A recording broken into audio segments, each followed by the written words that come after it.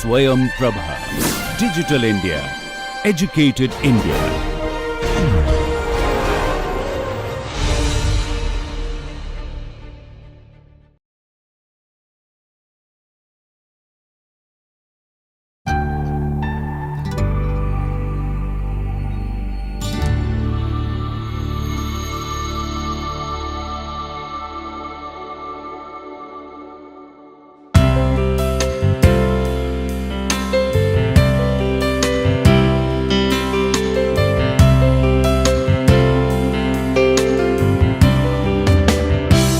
Namaste, hello everyone.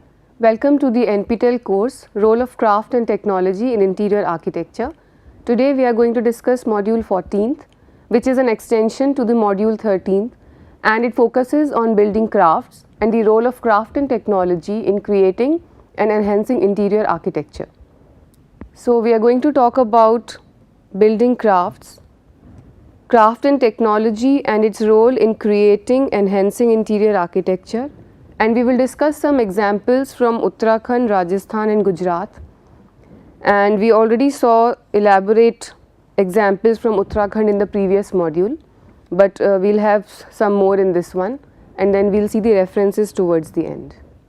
So just to briefly sum up, when we were talking about building crafts and we were trying to understand what are the space making elements and space making crafts, so we just came up with this consolidated diagram and which explains us all the details. So we try to understand what are the space making elements and then what are the space making crafts. So we understood that the elements which create space, we just categorize them as these space making elements. I am very briefly telling this because we already discussed it few times. And the crafts related to the building and space making, that we put as space making crafts. Now these elements that we were talking about could be architectural, they could be interior elements, or they could be ornamental. We discussed that as well. And we could also define the crafts, the building crafts through materials, wood crafts, stone crafts, glass craft and so on. So we had this discussion.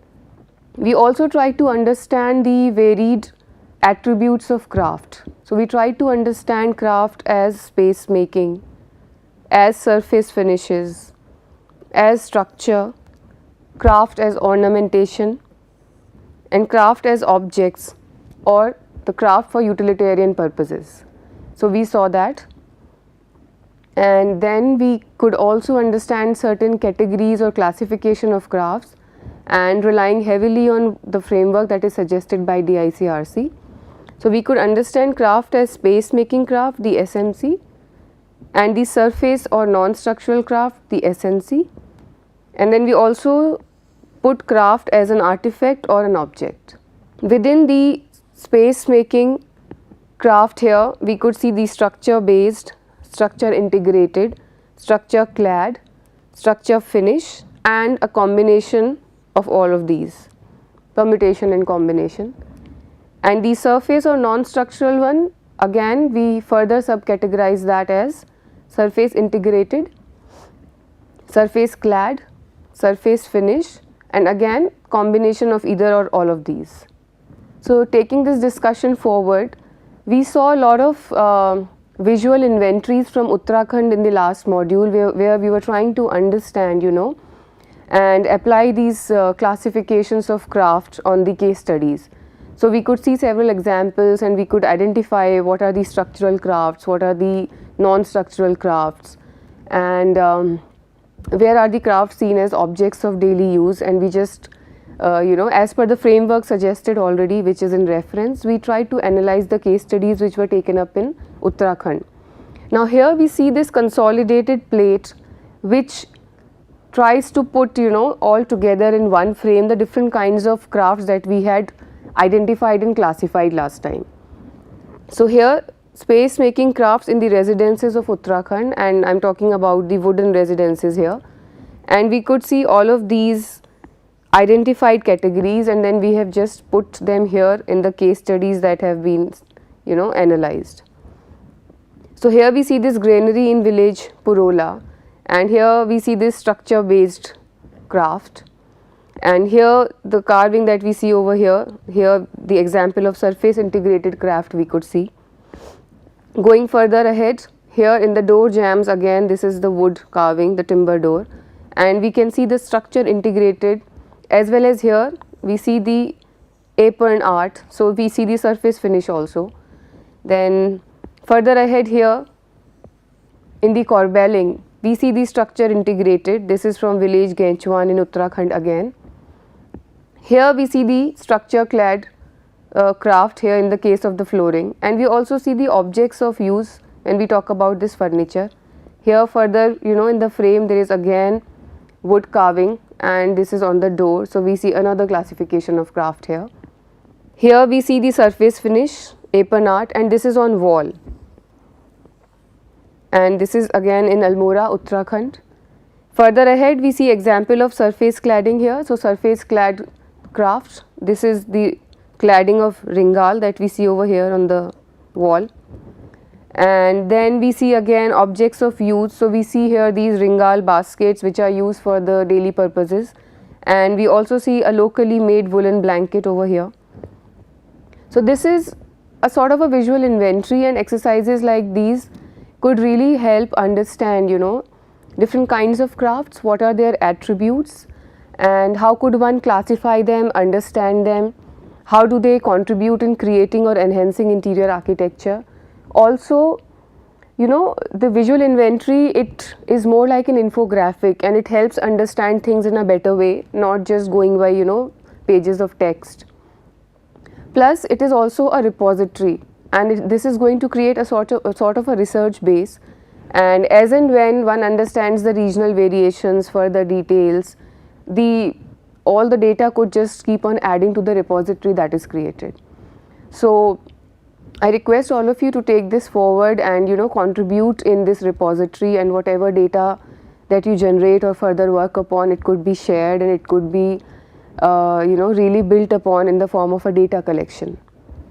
Now, taking this discussion forward, we will see some examples from the craft of Rajasthan, and I am just specifically talking about one project in Udaipur, and it's very significant when we talk about building crafts, generating livelihood for the craft persons, and letting them work on their own, utilizing their wisdom and skills, and not necessarily providing them with working drawings or just telling them what to do on site.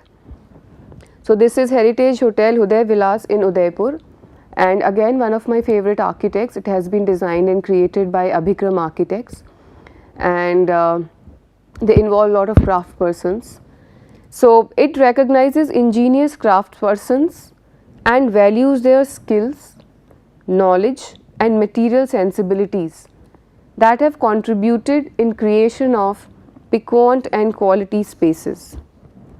So there is not just an idea of proportion and scale and aesthetic, but also material sensibilities, the knowledge about how to make or how to create that experience within space. So right from the entrance to all the different spaces that one would navigate through in this project, there is so much to learn about building crafts, craft and technology, and how they are interrelated with interior architecture.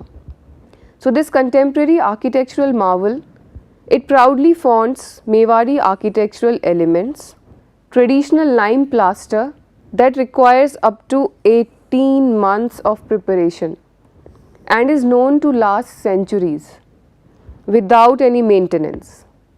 It has domes with floral paintings on gold leaves, applied decoration like mirror inlay and mosaics, deco style furniture and other period pieces, vivid accent colors in the interior spaces that resonate with the textiles of Rajasthan, all impeccably crafted by several craftspersons who worked hand in hand with interior architects and designers. So this is a sort of an ecosystem that I keep talking about, where there are different stakeholders from the construction industry and craft persons also forming an important part of this value chain and contributing through their skills of making and knowledge of materials. So we see so many examples here. See, traditional lime plaster is used over there. There's a mention of space making elements which have a distinct identity. We talk about this painstaking process where the lime plaster takes so many months for preparation, but of course it is known for its maintenance and quality and longevity.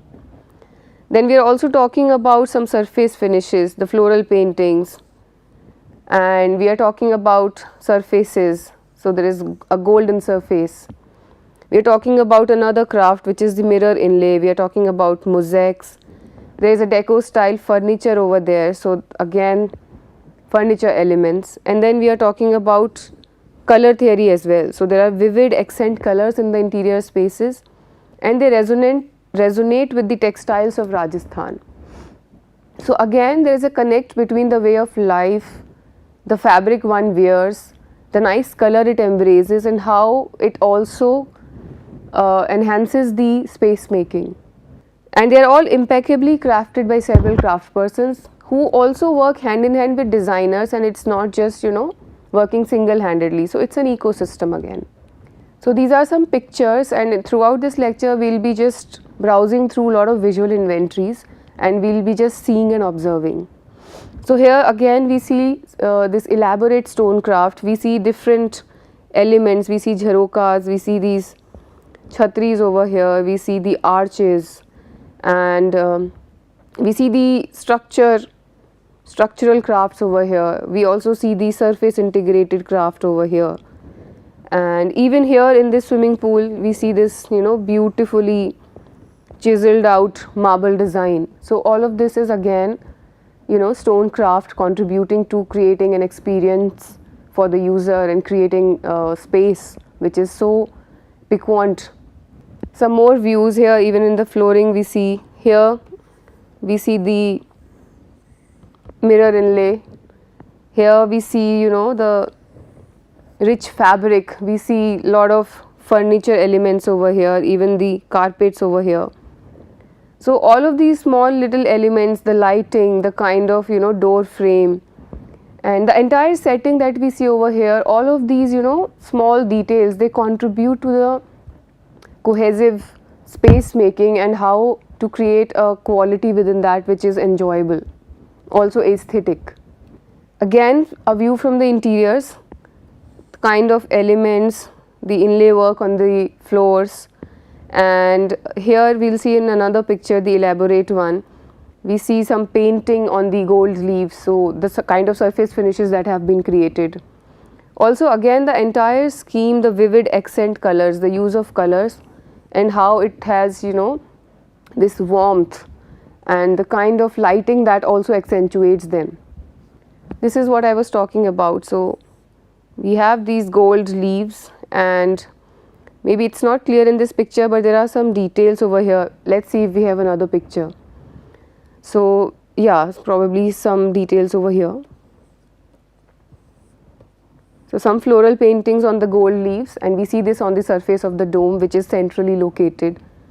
And here again the kind of space frames which are created, the architectural elements, the furniture, the entire setting with the flooring and all the kinds of fabrics that have been used. Again here we see the surface finish, we see all these nice colors, we see some surface finishes here as well, the distinct furniture style, and again the entire setting, how it is done, where is a thing placed and what is the total ambience which is created. Again I think we have already seen this, we were discussing the gold leaves and the paintings on that. Another view again which talks about this volume that is created in the space, and how when one approaches, what is the kind of cone of vision and what all could be seen if the subject is somewhere here, and the entire plethora of details that it opens a user to, which catches his or her attention and creates that indulgence in the space. Again here this lovely detail we see, and this is the same dome with the gold leaf, and this is right now very dimly lit, and this chandelier is quite prominent in this picture. So all kinds of elements that could contribute to space making and create a sort of an experience for the user, they really need to be, understood by a designer, and there has to be an eye for detail, and these small details, they really create a big impact, like what we see in this project.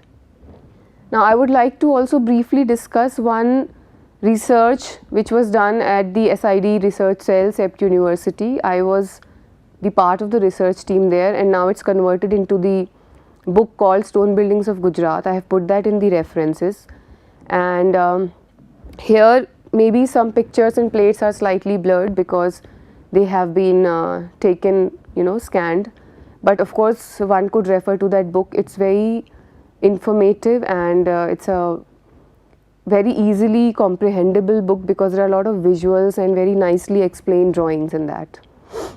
So what this book or the research talks about is defining and describing elements of a built form, which have been further categorized as these three. So structural elements, building elements, and interior elements. For structure elements, discussion on foundation, plinth, wall, arch, buttress, dasa, column, beam, bracket, roof, ceiling, whatever are structural parts.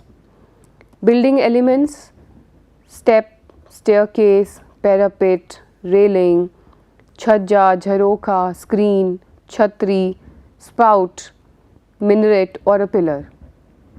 And interior elements, specifically the furniture, the threshold, the finishes that we have been talking about, and of course the decorative elements. So I'll be just now browsing through and showing some visual information, visual inventories that describe all of these. So here what we can see is the foundation, plinth and dasa. So here, like if we go to the previous slide, we saw the mention here, and we are talking about the structural elements. So here we see the details,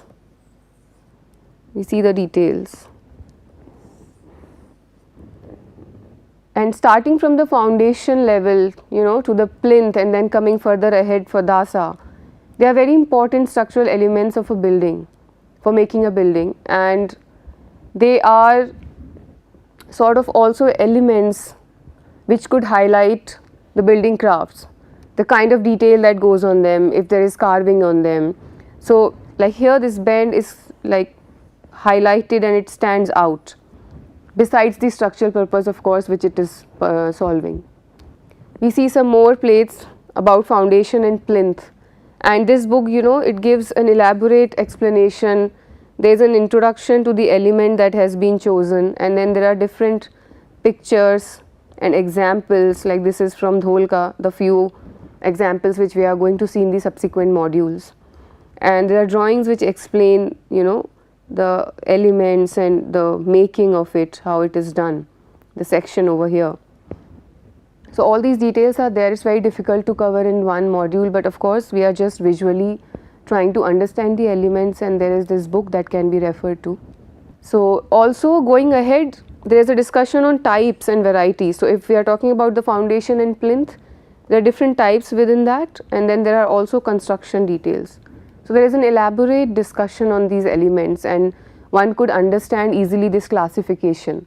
Also how building craft is integrated within each of these elements, and in totality how the attribute of space making is assigned to these building crafts by the virtue of creating the space, and how the making is involved in them. So here we see different kinds of types, different drawings over here, and construction details. So how a foundation or a plinth is constructed, these kinds of details that we see over here. Then dasa, again going by all these discussions that we just saw, there is an elaborate explanation, what it is, where all it is used, the examples, and there is also some integration of water spouts over here, so some examples with that, and of course the entire construction details. What are the construction details? what goes in the making, what is the step-by-step procedure. These examples are specifically in stone, and I find them very relevant talking about the building crafts, trying to understand the different kinds of space making elements, also the kinds of different space making crafts, the structure, integrated, structural, non-structural, surface finish. So that's why I've just put them over here, and I'm sure even just by looking at these inventories, it is going to give us some idea about what the course is about. And of course we have more discussions in the further modules, and we saw it in the previous ones as well. So continuing further, walls, columns, beams and brackets, again different kinds of examples, different kinds of pictures and case studies, and we see here different types and varieties. Here the corner detail, there are construction details, what kind of joinery, what is the placement like and how they are constructed. Talking about the columns, beams and brackets, again the variety, the striated construction and how the column and beam is joined, what is the detail. Here this elaborate bracket that we see, again, so this bracket over here, the column over here and the beam over here. So construction details, it has a lot of ornamentation as well. So again we are seeing it as a building craft which is solving the structural purpose as well as it's very ornamental, so it adds to the aesthetic of it. So lot of drawings and explanation how the structure comes together. So they are very interesting and informative plates that we are seeing here. Again continuing with columns, beams and brackets, we see the different kinds, that's itself a repository. Different kinds of columns, their capitals are different, shafts are different, the form is different. Here if we see the form vis-a-vis this one, we see so many different kinds of columns over here. Here, so again a sort of a visual repository. More, so here we see this twin column. Here this column shaft is very simple, but the capital is quite ornate. So we see all these kinds of examples, we see the brackets over here. So all of these we have just tried to put as part of this research as different elements, space making elements, and what kind of stone craft goes with them, And now arches, we have seen arches in so many buildings, specifically the historical monuments, and we see different kinds of arches and openings over here. This one. So describing the arches, the elaborate introduction, different types of arches. This one is different, this is different, of course this one is different. Here what we see, there are different kinds of arches, their methods of making are different. In how many parts is one arch made? Are they 2 parts, 3 parts? How many centers does it have? 2 centers, 1 center, more. And what kind of volume are they creating? What is the kind of proportion system that is being followed, and how stonecraft as a medium has been able to carry forward that construction and the meanings behind it. So that's all the intention of this course and this lecture, to trying to understand space making through the medium of building, through the medium of this building material and the craft associated with it. Again, since we are talking about the types and variety, so many types over here. We see so many details of the keystone. All the arches are different, their centers are different, their forms are different, the volume embraced by them are different, the aesthetic that comes after the making is different, the different kinds of beautiful arches we see here. Then the varied roof forms, again these have been documented as part of this research. So there is a dome, there is a shikhar, there is a flat roof, there could be more kinds of roof forms that could be documented.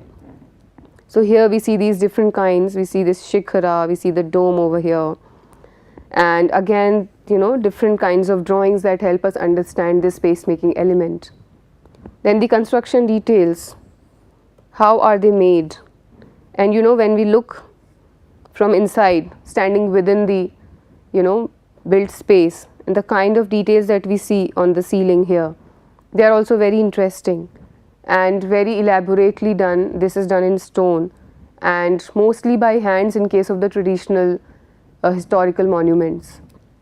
Then steps and staircase are another examples, another elements, and we see them over here. This is in the mosque, the step well over here, the staircase. So all of them assigning a different purpose to the space. Different types. What are the different varieties that one come across? Again, different elements, trying to understand them in different contexts, for different functions, for different kinds of projects. Construction details, how they have been made. So it is a very informative and elaborate book, and I highly recommend everybody to go through it. Openings and jharokas are another elements, and we see here different kinds of examples, openings. So, and within that there has been a classification in terms of monumental entrances that we see here. There are arched entrances like this one. There are domestic entrances, because of course the typology is different, the scale is different. So, the domestic entrances over here. And then there are different types and varieties that have been documented. So, all the building elements, space making elements. Jharoka, again we see so many different kinds of jharokas. I mean, this is such a rich repository. Visually itself it gives so much information, and we see the different types over here which have been documented. So many varieties. And they also reflect upon the different kinds of influences that might exist at that time. Craft persons coming from different places and then adding to their knowledge. So distinct style which is from that region. Other than that, what are the deviations or different kinds of new styles that have been added upon. So that kind of information is also generated through repositories like that. So again, continuing the previous one, some more types and varieties. Of course, the construction details which have been very elaborately given over here. We see some chhatris. Again the details, different types over here we see. Talking about the screens, I have always been very fascinated by the jalis, and here we see all these different kinds of jalis. This play of light and shadow and the different kinds of motifs and different kinds of modules that we see over here. So these are all stone jalis, and again different types and varieties that we see over here. Some more types and varieties. Some have some geometrical motifs, some have floral motifs. This is the very famous Siddhi Sayyed jali. We will see this example when we talk about more case studies from Gujarat, and it's very beautiful and very renowned design. Ceiling panels, decorative elements and finishes. This elaborate ceiling, ornamentation, here again the details that we see. So again the drawings that explain how many parts to it, what is the fractal geometry followed, what are the different types and varieties, this kind of documentation. Then also talking about thresholds and more decorative elements here. They have a lot of significance and meanings. The different motives here, they have different stories, and they also reflect on the ethos of the society. Why this particular threshold, what is the story behind it, and of course there is such elaborate craft that we see here in the making of it. Then also finishes, what kind of stone, which kind of finish. This we are going to see in one of the modules. And there are some contemporary examples also, because we were seeing only the historical ones, the traditional buildings. So there are few residences that have been documented as part of this research, and now this is a contemporary residence and we see arches over here. So the context is different, the expression is different, but still the stone craft, the element and the making, they have a lot of wisdom and skills involved in it. Then we are talking about the columns here, openings, the furniture we see over here, which is so much a part of the landscape, and the entire vocabulary that we see here in the architecture, it has some cohesiveness just by the virtue of the kinds of elements that have been chosen and the way they have been treated and designed. Walls, arches, and again different kinds of columns, some more openings that we see here.